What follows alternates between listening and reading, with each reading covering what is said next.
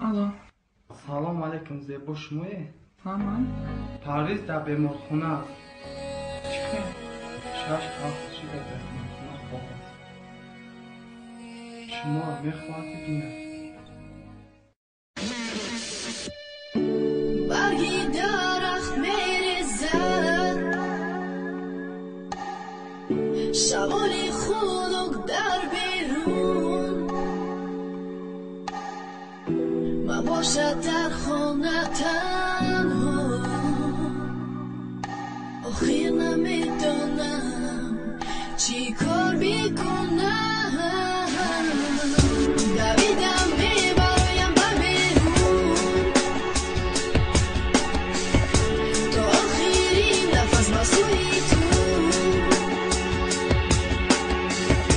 میخوام بینم روی زیبایت رو میزنم بازم در تگ بیمارخانه چیزی که نشود میمونم در برم میمونم باشی میمونم در برم بیخند جانم گریه نکن من تو نمیزه بر جانم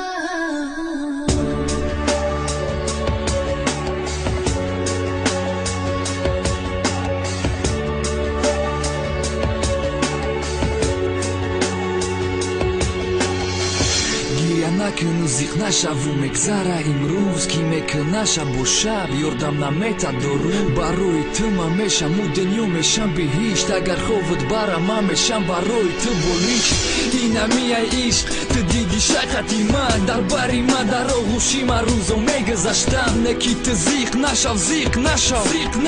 در خوابت میدرم مثل پیشتره هر شب در یادت میمونم میدونی اگر یاد کنی تو میرم نکی نمیری تو مثل دود میشم گم نمیتونی به من مثل محتوب سیطورت نیستی چی خیلی هستم میستم بس در درونی تو دیلم زدستای من دیدستم اون چشمو تهازی پری آبم من ترم نمیمونم خوابی زور میشم در خواب افسوس نمیگیرم دیگه در آغوشی گرد دزیقی و خرسندی بدم و میمونم در ورد یکی نشود میمونم در برم میمونم باشی میمونم در برم بیخند جانم گریه نکن من تو نمیزه بر جانم چیزی که نشود میمونم در برم میمونم باشی میمونم در برم بیخند جانم